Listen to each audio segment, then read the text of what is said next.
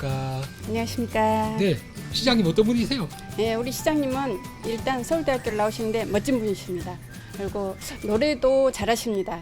흑에서 살기라는 노래도 좋아하시고요. 요리도 잘하시고 요리는 닭발 요리를 좋아하십니다. 그리고 우리 시장님이 존경하는 사람은 제가 알기로 이순신 장군도 존경하지만 이순신 장군의 멘토 정걸 장군을 좋아하시고 책도 많이 쓰셨습니다.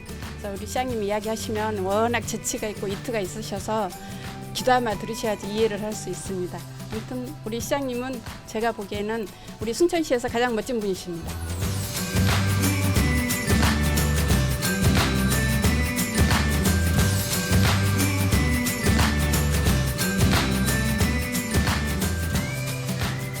안녕하십니까.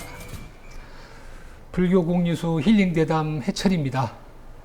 오늘은 제 46대 허석 순천시장님 모시고 말씀 나누겠습니다. 시장님 반갑습니다. 네, 안녕하세요. 자, 7월 3일 서산시민대학에서 네. 순천 서산에 묻다라는 주제로 강의를 하신다고 들었습니다. 네. 궁금합니다. 말씀해 주시죠. 네. 서산은 우리 순천하고 여러 가지 좀 공통점이 있습니다. 근처에 있는 천수만이 있는데 우리 순천만에서 흑두루미가 시베리아로 갈 때 중간 기착지가 천수만이거든요. 그래서 이 서산과 순천이 흑두루미로 어떤 또 공통점이 네. 있고요. 인구가 지속적으로 늘어난다는 점에서도 또 공통점이 있습니다. 그래서 서산시도 제가 알기로는 생태도시를 좀 지향하고 있는 것 같습니다. 그래서 큰 틀에서 서산이 묻고 순천이 답하다 뭐 이런 내용인데요. 그 첫 강의를 제가 하게 되고 차례대로 우리 순천의 전문가들이 서산에서 이제 강의를 하는 것입니다. 그래서 이번 강의를 계기로 해서 서산과 우리 순천시가 생태도시를 어떻게 꾸밀 것인가에 대한 서로 협력 관계를 가질 것으로 생각이 됩니다. 네, 기대가 갑니다. 네. 많은 분들이 이제 오셔서 강의를 들어주시고 또 의견도 주시면 좋을 것 같습니다. 자, 시장님, 천연고찰 서남사의 유네스코 세계문화유산 등재가 주는 의미 또 궁금합니다. 아시다시피 우리 순천은 뭐 불교의 도시라고 볼 수 있지 않겠습니까? 우리 불교계의 양대 산맥인 조계종과 태고종의 거의 뭐 종찰이라고 볼 수 있는 송광사와 서남사가 조계산 양자락에 이렇게 있습니다. 그래서 이런 도시가 과연 어디가 있겠습니까? 그런데 송광사는 아쉽게도 화재 등으로 인해서 조금 건물이 오래되지 못해서 유네스코 세계유산에 등재가 안 됐습니다. 서남사는 좀 보존이 많이 되어 있어서 이번에 유네스코 세계유산으로 산사라는 이름으로 되었지 않습니까? 우리 순천은 사실은 유네스코 도시라고 볼 수 있습니다. 판소리가 우리 순천에서 추진해가지고 세계유산으로 등재되었고요. 또 유네스코 생물권 보존지역으로 금강산과 함께 우리 순천시 전역이 등재가 되었습니다. 그리고 이제 순천만 습지나 나간읍성도 유네스코 세계유산 등재를 앞두고 있고요. 그래서 우리 순천은 그야말로 유네스코 도시다 해도 과언이 아닙니다. 근데 그 중심에 서남사가 있거든요. 그래서 서남사로 가는 길에도 유네스코 세계유산 뭐 서남사 이런 표찰도 지금 달고 여러 가지 또 기념 산사 음악회라든지 이런 것도 추진 중에 있습니다. 네, 기대가 갑니다. 네. 또 시장님께서는 유네스코 한국위원회 위원으로 또 위촉되었습니다. 네. 위촉이 주는 의미가 또 무엇인지 궁금합니다. 조금 전에 말씀드린 것처럼 우리 순천시가 유네스코 도시라 해도 과언이 아니기 때문에 아무래도 우리 이제 제가 순천시장이다 보니까 유네스코 위원으로 위촉된 게 아닌가 이렇게 생각을 합니다. 이 도시 전체가 유네스코 생물권 보존 지역으로 된다는 게 쉬운 일이 아니거든요.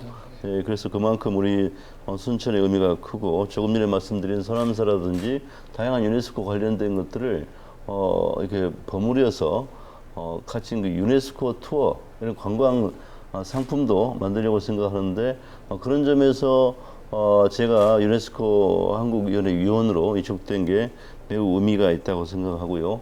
우리 28만 순천 시민과 함께 이 활동을 보다 더 멋들어지게 한번 해볼 생각입니다. 네, 네. 네, 점점 이제 좀 온도가 올라가는데요. 재밌습니다. 네. 대한민국 생태도시 순천시와 네. 대한민국 정원 문화산업의 발상지인 순천만 국가정원에 대해서 네. 자랑도 해주시고 네. 2023년 국제정원 박람회 또 준비 잘 되고 계십니까? 네, 네. 2013년에 그 국제정원 박람회를 했지 않습니까? 그때 정원을 조성했는데요. 이때 이 정원은 순천만 습지를 보호하기 위한 에코벨트로서의 역할을 한 것입니다. 이게 세계적으로 이렇게 인정을 받고 있는 것이고요. 그래서 국가정원 1호가 되어 있습니다. 2023년에 두 번째 정원 박람회는 국가정원을 벗어나서 순천시 전역으로 박람회 장을 확장하는 것입니다. 네.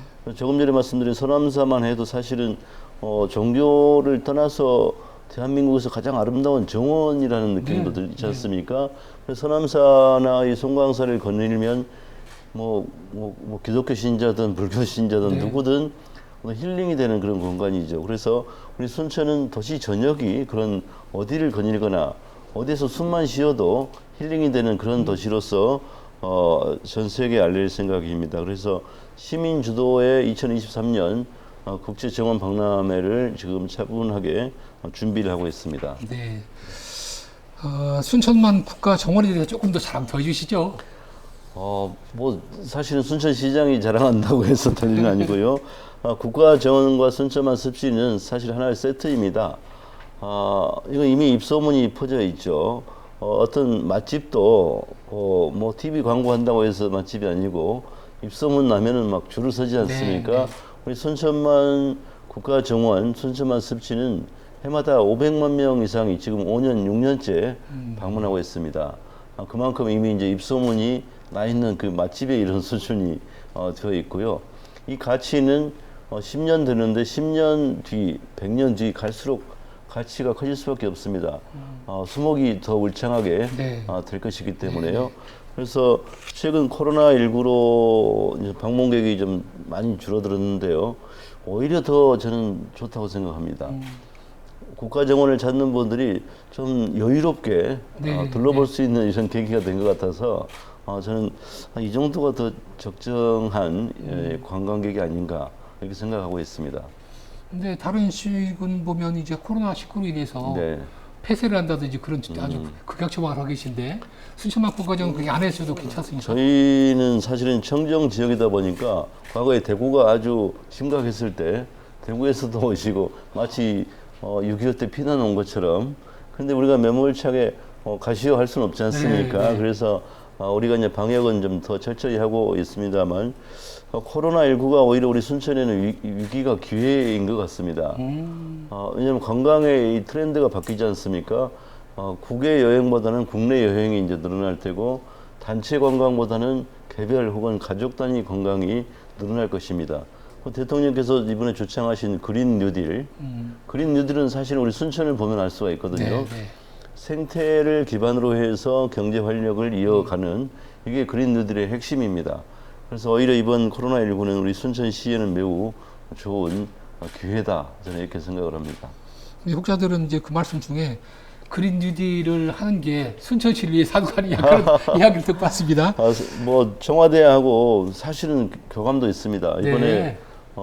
재난기금을 나눠준 문제도 청와대에서 저에게 전화 와가지고 청와대 비서실에서 저에게 자문 구한 바도 있거든요. 순천의 미래가 사실은 대한민국 미래일 수도 저는 있다고 생각하고요. 우연한 일이 아닙니다, 사실은. 네, 네. 그리고 중국의 실리콘밸리라고 하는 중간촌이 한국 지사가 없거든요. 예. 거기는 샤오미나 이런 아주 어마어마한 기업들이 모여 있는 것이고 연 매출이 1,000조가 넘습니다. 네. 이 중간촌의 해외 지사는 뉴욕, 파리, 런던 이런 데가 있고요. 한국에 없습니다. 네. 중간촌 한국 지사가 순천에 만들어집니다. 그 네. 이유가 바로 생태적 환경 때문입니다. 이왕이면 순천에서 근무하면서 서울로 부산으로 사업을 할 수 있거든요. 예, 예. 굳이 사무실을 서울에 둘 필요가 없다는 것입니다. 그럼 왜 그러겠습니까? 순천이 갖는 생태 환경 때문인 것이죠. 그래서 앞으로 이 코로나19 이후에 경제 영역이 많이 비대면으로 가지 않겠습니까? 우리 순천은 국제적으로도 각광을 받는 도시가 될 거라고 생각합니다. 부럽습니다. 네. 시장님은 또 취임하시기 전에 많은 또 책들을 집필하셨습니다. 네, 네. 바쁜 시정 활동에 불구하고 또 책을 또 발간하셨다고 들었습니다. 일부에서는 뭐 저 시장 뭐 일도 안 하고 책만 쓰는 거 아닌가라는 오해도 할 수 있겠는데요. 사실은 제가 시장 취임하기 전에 책을 많이 냈고요.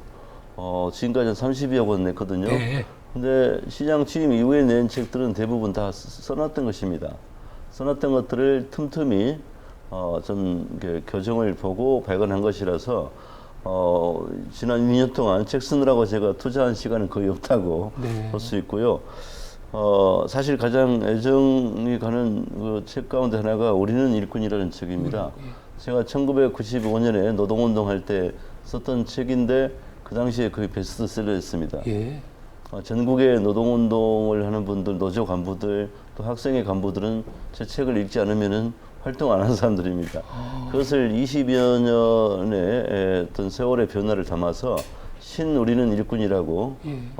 다시 표현했습니다. 이것은 기업이나 어떤 이런 공무원들, 간부들이 어떤 자세를 갖는 게 필요한가를 담아낸 책이라서 사실은 제가 쓴 책 중에 가장 정이 가는 책이고요. 네. 다른 책들의 대부분은 이제 뭐 인물과 설화 뭐 이런 것인데 설화의 70%는 우리나라 불교 설화입니다. 네. 그래서 저는 불교 설화 박물관이 우리 순천에 만들어지기를 바라고요. 지금 추진 중에 있습니다. 네. 그럼 이제 이어서 질문 드리는데요. 네. 한국설화연구소 소장도 맡고 계십니다. 네, 그렇습니다. 어떤 일을 하고 계신 거죠? 설화라는 게 사실 그렇습니다. 이제 이러면 할아버지들에게 듣는 설화는 그 지물을 이용한 것이죠. 뒷산에 뭐 호랑이 바위가 있다. 예, 예. 그 할아버지는 거기서 나고 자랐기 때문에 잘 아는 거죠. 할머니들로부터 전해지는 설화는 시집 왔을 때 머리에서 이렇게 가지고 온 설화죠. 네. 그러다 보니까 한강 이북에서 활동했던 그 강감찬 장군의 이야기가 어떤 어린 소녀가 할머니한테 들었을 거 아닙니까? 시집을 한강 이남으로 오면 그곳에 강감찬 설화가 퍼뜨려지겠죠. 또 여기서 나온 손녀가 또 충청도로 시집 왔다면 강감찬 장군 설화가 다시 충청도로 옮겨옵니다. 지금 순천이나 광양에도 강감찬 장군 설화가 있거든요. 네. 근데 강감찬 장군은 순천에서 활동한 바가 없습니다. 네. 즉 설화는 여성들에 의해서 전국화 또 세계화됩니다. 네. 그래서 이 설화의 한국, 중국, 일본 설화의 공통점이 있는 것도 바로 그러한 이유라고 보고요. 이것을 연구하다 보니까 사실은 타임머신을 타고 중세로 돌아간 듯한 예, 느낌이 예. 있습니다. 그래서 나중에도 제가 이 일은 뭐 정말 죽을 때까지 하고 싶은 일 중에 하나가 설화를 연구하는 것이고요. 그래서 그 관련된 책을 제가 많이 낸 편입니다. 역시 말씀도 구수하고요. 설화를 듣는 것 같습니다. 네. 이제 정리를 좀 해야 될 것 같은데요. 항통을 제안하여서 이제 시행한 것을 알고 있는데요. 네. 항통이 어떤 내용입니까? 제가 이제 또 책을 나름대로 많이 읽거든요. 쓰기도 하지만 목민심서에 보면은 권분이라는 게 나오는데요. 재난을 당했을 때 고을의 사또가 부자들에게 해서, 예. 나눔을 권장하는 것입니다. 네, 네. 권분. 그걸 전국 최초로 제가 이번 코로나19 때 실시해서 각광을 받고 있는데요. 항통 역시나 목민심서에 나오는 단어입니다. 대나무통을 가지고 그때는 했는데요. 네. 이게 밑에 어려운 일을 당한 백성들이 고을의 사또한테 직접 만나서 말할 기회가 없기 때문에 어찌 보면 신문고라고 볼 수도 있겠는데요. 그걸 넣어놓으면은 고을의 사또가 직접 봅니다. 저는 똑같이 큰 통을 해서 자물쇠를 잠궈놓고 거기에 어떤 그런 민원들을 넣어놓으면은요, 제가 직접 봅니다. 그래서 우리 시민의 어려운 이야기들을 가감 없이 제가 직접 보는 거죠. 다 들어줄 수는 없지만 그렇죠. 그 중에 가능한 부분들은 바로바로 처리함으로써 우리 시민의 가려운 것을 긁어주는 그런 일을 하는 것입니다. 네. 이 항통도 아까 권분운동도 좀 다른 지역으로 널리 퍼졌으면 하는 바람이 있습니다. 네, 네, 네. 자, 마지막으로 이제 국민들께 네. 코로나19를 이길 수 있는 응원 메시지 한번 부탁드리면서 한번 마쳐야 될 것 같습니다.